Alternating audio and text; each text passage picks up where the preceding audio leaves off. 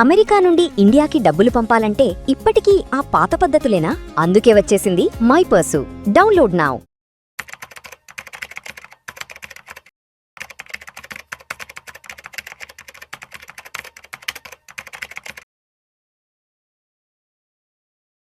గిరిబాబు గారు నమస్తే సార్. నమస్తే అండి. Welcome to Vishnu talks and welcome to Suman TV. ఈ వీడియో ఎక్స్క్లూజివ్గా ఎవరి కోసం చేయబోతున్నానంటే, ఎవరైతే నెల జీతం రాగానే అడ్డదిడ్డంగా ఖర్చులు పెట్టేస్తూ నిద్ర లేచిన దగ్గర నుంచి బ్రేక్ఫాస్ట్ల కోసము, లంచ్ల కోసం, డిన్నర్ల కోసము స్విగ్గీ జొమాటోలకి వేలకు వేలు తగలబోస్తున్నారు. నిద్ర లేచిన దగ్గర నుంచి ఈ కామర్స్లో వేలకు వేలు డబ్బులు అనవసరంగా దుబారా చేస్తున్నారో అటువంటి వాళ్ళ కోసం, అటువంటి పిల్లల కోసం, ఆ పిల్లల కన్నా ఆ తల్లిదండ్రుల కోసం ఈ వీడియో మాట్లాడదాం అనుకుంటున్నాను సార్. సార్, ఉద్యోగం అంటే వాడు అప్పటిదాకా ఒక 2-3 సంవత్సరాలు జాబ్ ఉండదు, ఏదో కష్టపడి ఒక జాబ్ అయితే వస్తుంది. సరే, జాబ్ వచ్చినాక ఏదో ఓ 40,000 50,000 శాలరీ స్టార్టింగ్ ఉంటుంది. వాడు అప్పటిదాకా ఏదో ఒక రకంగా ఉంటాడు సార్. జాబ్ వచ్చిన 2-3 నెలల తర్వాత నుంచి ఏదో పెద్ద ప్రపంచాన్ని సాధించేసినట్టు, వాడేదో పెద్ద రిచ్ కిడ్ అయిపోయినట్టు ఫీల్ అయిపోతుంటారు. ఇంకా అక్కడి నుంచి స్టార్ట్ అవుద్ది వాళ్ళ లైఫ్ స్టైల్. ఇక నిద్ర లేచిన దగ్గర నుంచి స్విగ్గీ జొమాటోలో ఫుడ్లు ఆర్డర్లు పెట్టుకోవడాలు అవి ఉన్నాయి కదా, జెప్టోలు బ్లింకిట్లో నిద్ర లేచిన దగ్గర నుంచి రకరకాల ప్రోడక్ట్స్ ఆర్డర్ పెట్టుకోవడాలు, ఇక ఐఫోన్లు సాయంత్రం అయిందంటే ఆ పబ్బులు గిబ్బులు, ఇలా వచ్చిన జీతాలు మొత్తం తగలబోస్తున్నారు. సరే, తల్లిదండ్రులకు చెప్తే ఆ తల్లిదండ్రులు ఏమైనా పద్ధతిగా వినే తల్లిదండ్రులు అంటే వాళ్ళు కూడా అట్లేరు. ఏముందండి, మేమంటే అప్పట్లో కష్టాలు పడ్డాము, ఇప్పుడు మావాడు ఎంత కష్టపడాలి, మావాడు ఇప్పుడు నిద్రలేచిన దగ్గర నుంచి ఊరు మీద పడి బలాదూరులు తిరగాలి, మావాడు ఊరు మీద పడి జల్సా రాయిలాగా తిరగాలి, మేము కష్టపడ్డాం అప్పుడు 80-90లో, కాబట్టి ఇప్పుడు మా పిల్లలు కష్టపడకూడదు, కాబట్టి మా వాడు అడ్డదిడ్డంగా రోడ్ల మీద తిరిగినా మాకేమి బాధ లేదని చెప్పి ఉన్నారు. సరే, అటువంటి వాళ్ళ కోసం వదిలేద్దాం. మొత్తానికి జీతం వచ్చాక డబ్బుని సరైన విధంగా ఎలా ఖర్చు పెట్టుకోవాలి, ఎలా పొదుపు చేసుకోవాలి డబ్బుని. మనము జనరల్గా ఎవరికైనా డబ్బులు అడిగితే ఎప్పుడు ఇస్తాము, ఎప్పుడు ఖర్చు పెడతాం చెప్పండి? అందరు ఉంటే కదా, ఉంటేనే ఖర్చు పెడతాం, ఉంటేనే పలానా అడిగితే ఇస్తాం. డబ్బులు లేవనుకోండి, ఇస్తావా? లేవం కదా. అయితే ఎంప్లాయీస్కి మీకు ఫస్ట్ తారీఖు కాగానే శాలరీ క్రెడిట్ అవుద్ది. క్రెడిట్ అవ్వగానే ఇప్పుడు నేను ఒక 5-6 సూత్రాలు చెప్తాను, ప్రిన్సిపల్స్. అది కనుక పర్ఫెక్ట్గా ఫాలో అవుతాయి ఈ సమస్యలే ఉండవు. సో చాలామంది ఏం చేస్తారంటే, డబ్బులు రాగానే అకౌంట్లో ఉంటాయి కదా, ఓ 10వ తారీఖు వరకు, 15 వరకు, 20 వరకు విచ్చల వేడిగా మీరు చెప్పిన విధంగా ఖర్చు పెట్టేస్తారు. మొత్తం పొద్దున్న లేస్తే ఇంకా శాలరీ రాగానే ప్రతి సంవత్సరం మనకు దీవాళీ దసరా ఒకసారి వస్తుంది. కానీ ఈ శాలరీ ఉన్న వాళ్ళకు సంవత్సరం 12 దసరాలు, 12 దీవాళీలు. మనం దసరా దివాళీ కూడా సంవత్సరం కూడా ఖర్చు పెట్టవంతా, కానీ అలా ఖర్చు పెట్టేస్తున్నారు. సో దాని నుంచి తప్పించుకోవాలంటే ఫస్ట్ వాళ్ళు శాలరీ రాగానే నా గత మంత్ శాలరీ ఎంత వచ్చింది, ఎంత ఖర్చు పెట్టాను, ఎంత మిగిలింది, దేని ఖర్చు పెట్టాను, అది రివ్యూ చేసుకోవాలి. లాస్ట్ మంత్ శాలరీ, గడిచిపోయిన శాలరీ రివ్యూ చేయాలి. రివ్యూ చేస్తే లాస్ట్ మంత్ శాలరీలో ఎక్కడెక్కడ దుబారా చేశాను నేను, ఎక్కడ అనవసరపు ఖర్చులు పెట్టాను, ఎక్కడెక్కడ నేను అవసరం ఉండేదానికి పెట్టాను, ఇవి కనుక ప్రాపర్గా రాసుకోగలిగితే ఈ మంత్ శాలరీని మళ్ళీ నేను ఎలా ఖర్చు పెట్టాలి అనే ఒక మంచి ప్రణాళిక వేసుకోవడానికి స్కోప్ దొరుకుతుంది. సూపర్. పోయిన మంత్ చేసిన అన్ని దుబారా తీసేస్తే ఆటోమేటిక్గా ఎంత మిగిలేది అర్థమవుద్ది మనకు. ఫస్ట్ స్టెప్ చేయాలి. తర్వాత నెంబర్ 2, మనము ఏవైతే ఇన్సూరెన్స్ పాలసీలు, మంత్లీ కట్టేవి, లేకపోతే క్రెడిట్ కార్డ్ బిల్స్, లేకపోతే ఇంకేదైనా ఈఎంఐ లేదా ఇంటర్నెట్ బిల్లు, ఫోన్ బిల్లు, ఇలాంటి కొన్ని మంత్లీ కట్టేవి కంపల్సరీ మ్యాండేటరీ ఉంటాయి. ఇవన్నీ కూడా ఫస్ట్ తారీఖు రాగానే దానికి కట్టవలసిన అన్ని కట్టేసి మొత్తం అకౌంట్ అంతా క్లీన్ చేసేయాలి. దానివల్ల 2 లాభాలు. ఒకటి, టైంకి కట్టడమే కాకుండా మనము టైంకి కట్టడం వల్ల అధిక వడ్డీలు, పెనాల్టీలు, ఫైన్స్ లాంటివన్నీ పడకుండా సిబిల్ స్కోర్లు అట్లాంటి ఇబ్బంది లేకుండా ఉంటుంది. అది ఈఎంఐ కావచ్చు, లేకపోతే మనం కట్టవలసింది కావచ్చు. ఇప్పుడు కొన్ని కరెంట్ బిల్లు, ఈ బిల్స్ అన్ని ఆటోమేటిక్ పెట్టుకుంటారు చాలా మంది. అలా పెట్టుకోకపోయినా కూడా మనము ప్రతి నెల రివ్యూ చేసుకొని ఈ నెల ఎంత వాడామో, ఇంకేమేమి బిల్స్ అన్ని బిల్స్ క్లియర్ చేసేసేయాలి. Including internet bill, telephone bill, current bill, లేకపోతే ఇంకేమైనా వాచ్మెన్ శాలరీ, మెయిడ్ శాలరీస్, ఇలాంటివి అన్నీ క్లియర్ చేసేయాలి. సెకండ్ స్టెప్, అంటే కొంత డబ్బులు వెళ్ళిపోతాయి. థర్డ్ స్టెప్, నాకు ఎంతైతే ఎమర్జెన్సీ ఫండ్ కావాలి నా జాబ్ లేకపోతే మినిమం 6 months to 12 months ఉండాలి. ఆర్ నీకు శాలరీ వచ్చేదానికి ఇంటూ 12 months ఉండాలి. ఈ 12 monthsకి సరిపడా ఎమర్జెన్సీ ఫండ్ ఉందా లేదా? లేదు అంటే ఈ మంత్ శాలరీ నుంచి ఎంత కొంత నేను కాంట్రిబ్యూట్ చేయాలి దానికి. ఇది ఎక్కడ ఇన్వెస్ట్ చేయాలి? కేవలం లిక్విడ్ ఫండ్స్లో ఇన్వెస్ట్ చేయాలి ఇది, లేదా బ్యాంక్లో, లేదా ఎఫ్డీ రూపంలో, అంటే మన క్లిక్ అయ్యేలాగా జస్ట్ ఒక ఏటీఎం లెవెల్లో ఇట్లా క్లిక్ చేస్తే డబ్బులు వచ్చేయాలి. ఎక్కడ ఎటువంటి మార్కెట్ ఒడిదుడుకులకు దేనికి సంబంధం లేకుండా ఒక లిక్విడ్ ఫండ్ దాంట్లో మనము 12 మంత్స్కి సరిపడే అమౌంట్ ఎంత ఉంది, ఇంకెంత డెఫిసిట్ ఉంది, ఈ మంత్లో ఎంత కంట్రిబ్యూట్ చేయాలి అని దాన్ని కంట్రిబ్యూట్ చేసేసేయాలి. అక్కడికి ఎమర్జెన్సీ ఫండ్ అయిపోయింది. నెక్స్ట్ తర్వాత కొన్ని రకాల మన దీర్ఘకాల ఇన్వెస్ట్మెంట్స్ ఉంటాయి కొన్ని, లైక్ నేను రిటైర్ అయితే నాకు ఇంత కావాలి, రిటైర్మెంట్ ఫండ్, మా పిల్లల ఎడ్యుకేషన్కి ఎంత కావాలి, మా పిల్లల మ్యారేజ్కి ఎంత కావాలి, ఇలాంటివి కొన్ని రకాల ఎక్స్పెండిచర్స్ ఫ్యూచర్లో వచ్చే ఉంటాయి. అలా అన్నిటికంటే important retirement fund.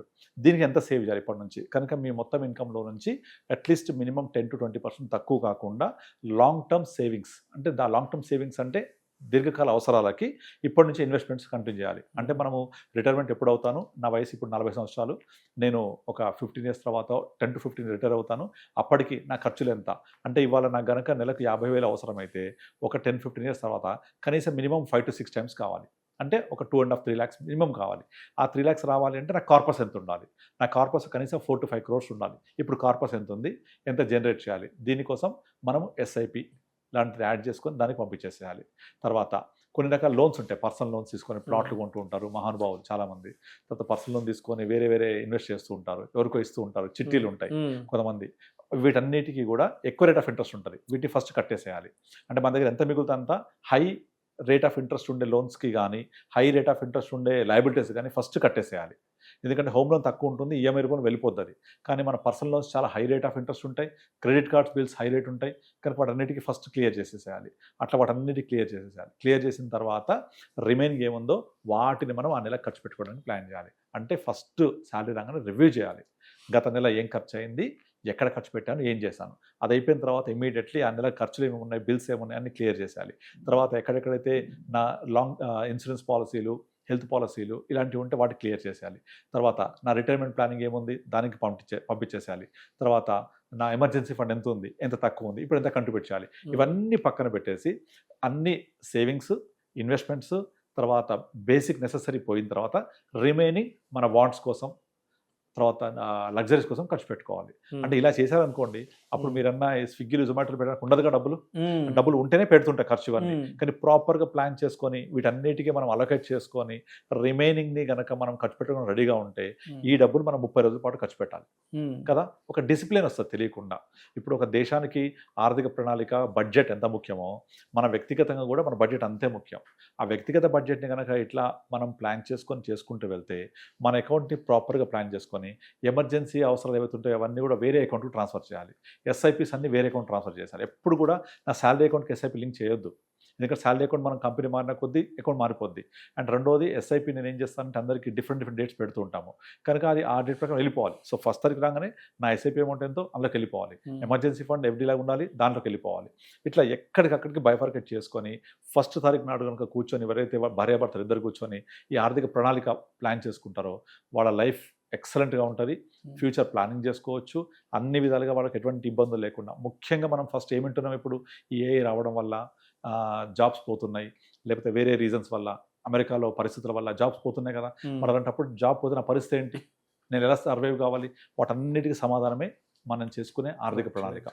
So Giribabu గారు, అంటే నేను ఇందాక ఫస్ట్ ఇంట్రోలో చెప్పినట్టు ఈ మధ్య కాలంలో చాలామంది పేరెంట్స్ ఎలా తయారయ్యారంటే, అరే మీ అమ్మాయి అనవసరంగా దుబారా ఖర్చులు పెట్టేస్తుందండి, మీ అబ్బాయి అనవసరంగా డబ్బంతా ఖర్చులు తగలబోస్తున్నాడు అని చెప్తే, ఏమనండి మేమంటే అప్పట్లో కష్టపడ్డాము, ఇప్పుడు మా పిల్లలు అసలు ఏమాత్రం కష్టపడడానికి లేదు, కాబట్టి మా పిల్లలు హ్యాపీగా ఖర్చు పెట్టుకోవాలి, మా పిల్లలు హ్యాపీగా రోడ్ల మీద పడి తిరగాలి, దొరలాలంటూ కూడా పేరెంట్స్ చెప్తున్నారు. కాబట్టి ఈ ఎంతవరకు కరెక్ట్ అంటారు? ఎందుకంటే పిల్లల ఖర్చుల్ని అదుపు చేయడం అనేది తల్లిదండ్రుల బాధ్యత, కానీ తల్లిదండ్రులే అలాంటి బాధ్యతను మర్చిపోయి పిల్లల్ని ఈ విధంగా పక్కదోవ పట్టేలా ఆల్మోస్ట్ అందరు తల్లిదండ్రులు చేస్తున్నారు. కానీ నిజంగా అలా ఎవరైనా చెప్తారనేది అనుకోవట్లేదు. అలా చెప్తే అంతకుమించిన దౌర్భాగ్యం ఇంకోటి ఉండదు. ఎప్పుడు ఏదైనా అలా చెప్పకూడదు, చెప్పరు కూడా నా దృష్టిలో. ఇక అలా చెప్పారు అంటే వాళ్ళ గురించి మనం మాట్లాడుకోవడమే మంచిది. సో నార్మల్గా ప్రతి ఒక్కళ్ళు పిల్లలకి వాళ్ళ యొక్క ఆర్థిక ప్రణాళిక గురించి, ఫైనాన్షియల్ డిసిప్లిన్ గురించి నేర్పించాలి. నా దగ్గరికి నేను ఒక ఫ్యామిలీ వచ్చారు ఫైనాన్షియల్ కౌన్సిలింగ్ కోసం. వాళ్ళ డాటర్ వచ్చేసి మెడిసిన్ చదువుతోంది జార్జియాలో, వాళ్ళ అబ్బాయి జాబ్ లేదు, AAA అయిపోయింది, 3 years అవుతుంది. వాళ్ళ ఫాదర్కి 2 lakhs దాకా శాలరీ. ఆ అబ్బాయి ఏం చేస్తున్నాడంటే ఫాదర్ శాలరీ తీసుకొని ఇంకా ట్రేడింగ్ మొదలు పెట్టాడు. ఆల్రెడీ 5 lakhs పోగొట్టేశాడు, పోయినాయి. ఇప్పుడు ఏం చేశాడు, నేను ఒక ట్రైనింగ్ నేర్చుకున్నా, కోర్స్ నేర్చుకున్నా అని చెప్పేసి F&O స్టార్ట్ చేశాడు. F&Oలో సెల్లింగ్ స్టార్ట్ చేశాడు, ఆప్షన్ సెల్లింగ్ చేసిన తర్వాత డబ్బులు వస్తున్నాయని చెప్పాడు. నేను చెప్పాను ఎంత పెట్టావు, ఎంత ఉంది అంటే ఆల్మోస్ట్ 5.5 lakh గాన్. అది పోయినాయి చెప్పట్లేదు, నేను 1,00,000 పెడితే 1,30,000 అని చెప్తున్నాడు. పోయినాయి అంటే అప్పటికి పోయినాయి, అయిపోయింది, మళ్ళీ ఫ్రెష్గా స్టార్ట్ అయినాయి. దీని మీద చెప్తున్నాడు, ఫ్రెష్గా స్టార్ట్ కాదు మొత్తం చెప్పు అంటే అప్పుడు చెప్తున్నాడు, నేను అసలు స్టార్ట్ అయిన దగ్గర నుంచి ఒక 5 లక్షల పైగా పోగొట్టేశాను, ఇప్పుడు నడుస్తుంది. మరి నీ జాబ్ ఏంటి అంటే జాబ్ లేదు. ఏం చేసామంటే ట్రిపుల్ చేశాను. మరి అలా జాబ్ లేకుండా ఇంట్లో కూర్చుంటే ఇలాంటి పనులే చేస్తాం మనం. ఎప్పుడైనా సరే స్టాక్ మార్కెట్ అనేది ఒక అతిపెద్ద సంపద సృష్టించే ఒక యంత్రాంగం, అది సంపద సృష్టించే అవకాశం, అది వ్యవస్థ, సంపద సృష్టి వ్యవస్థ. దాంట్లోకెళ్ళి సంపద సృష్టించుకోకుండా ఇలా మీరు ట్రేడింగ్ తోటి మీరు గనక ట్రేడింగ్ చేశారంటే డబ్బులు పోవడం తథ్యం. రోడ్డున పడడం తథ్యం. రోడ్డున పడడం నిద్రలే చిన్న చూడట్లేదు. అబ్బాయిని అడిగాను, నువ్వు ఎలా చేస్తున్నావు అంటే నేను డిమాండ్ సప్లై ఫాలో అవుతా అంటాడు. బాబు నువ్వు ఎంత ట్రేడింగ్ చేసినా కూడా ఒక 10 ట్రేడింగ్స్లో 3-4 ట్రేడ్స్ పాజిటివ్ ఉంటాయి, ఒక 3-4 ఫ్లాట్గా ఉంటాయి. 2 ట్రేడ్స్ చాలు, మొత్తం డబ్బులు ఉడుచుకుపోతాయి. సో అదొక అత్యంత సంపద సృష్టించే వ్యవస్థ. ఆ దాంట్లోకి వెళ్ళి నువ్వు ఎంత కాలం అయితే ఇన్వెస్ట్ చేసి మంచి కంపెనీస్లో వెయిట్ చేస్తావో అంతకంటే ఎక్కువ సంపద సృష్టించబడుతుంది. ఇప్పుడు మనం చూసే ప్రపంచ కుబేరులు కానివ్వండి, రీసెంట్గా ఎలాన్ మస్క్ ఆయన పోర్ట్ఫోలియో ఎక్కడికి వెళ్ళిపోయింది, ఓవర్ నైట్ $1 trillion దాటిపోయింది. ఎలా వచ్చింది అదంతా? ఓవర్ నైట్ అతని కంపెనీ లిస్ట్ అవ్వడం వల్ల, మార్కెట్ వాల్యూషన్ పెరగడం వల్ల. మనం కూడా ఇన్వెస్ట్ చేసి నీ గోల్ కోసం వెయిట్ చేయి. ఇప్పుడు ఎందుకు చేస్తున్నావు ఇట్లా అంటే జాబ్ లేకపోవడం వల్ల. First you invest on your self. నువ్వు జాబ్ లేదని భయపడడం కాదు, జాబ్ లేదని ఇబ్బంది పడడం కాదు. ఫస్ట్ నువ్వు నీ స్కిల్ ప్రకారంగా జాబ్ తెచ్చుకొని నువ్వు అందులో ఎంగేజ్ అయ్యి నీ మీద నువ్వు ఇన్వెస్ట్ చేసుకొని నువ్వు స్కిల్ పెంచుకొని జాబ్ చేసి వచ్చిన డబ్బుల్ని ఇన్వెస్ట్ చేసి నీ భవిష్యత్ ప్రణాళిక కోసం వాడుకో. ఫాదర్ లాగా నీకు పెన్షన్ రాదు, గవర్నమెంట్ జాబ్ కాదు కనుక నీ వయసు 24 years, ఒక 45 వరకల్లా ఒక ఫైనాన్షియల్ ఇండిపెండెన్స్ తెచ్చుకోవాలి. సో అవన్నీ చేస్తూ ఉంటే ఇన్వెస్ట్మెంట్ అనేది, స్టాక్ మార్కెట్ అనేది నీ యొక్క సేవింగ్స్కి ఒక మంచి మార్గం అది. కానీ దాంట్లోకి వెళ్ళి సేవింగ్స్ చేయకుండా ట్రేడింగ్ చేస్తే చాలా దారుణంగా పరిస్థితులు ఉంటాయని గట్టిగా క్లాస్ ఇచ్చాను నేను. సో అతను చూద్దాం మారుతాడో లేదు. సో అట్లా కనుక మనం ప్రాపర్గా ప్లాన్ చేసుకొని ఇన్వెస్ట్ చేసుకుంటే మన లైఫ్ కూడా చాలా ఎక్సలెంట్గా ఉంటుంది, ఒక మంచి సంపద సృష్టించుకోవచ్చు. ఇది ఎక్కడ కూడా సాధ్యం కాదు except stock market. Right sir, thank you sir, thank you so much Giribabu garu. Thank you అండి. జీతం వచ్చిన వెంటనే ఎలాంటి పనులు చేస్తే మనం సరైన విధంగా మన ఖర్చుల్ని, అదేవిధంగా మన పెట్టుబడుల్ని, మన సేవింగ్స్ని ఏ విధంగా చక్కగా మేనేజ్ చేసుకోవచ్చు అన్నదాన్ని చక్కగా తెలియజేసి thank you so much sir. Thank you అండి.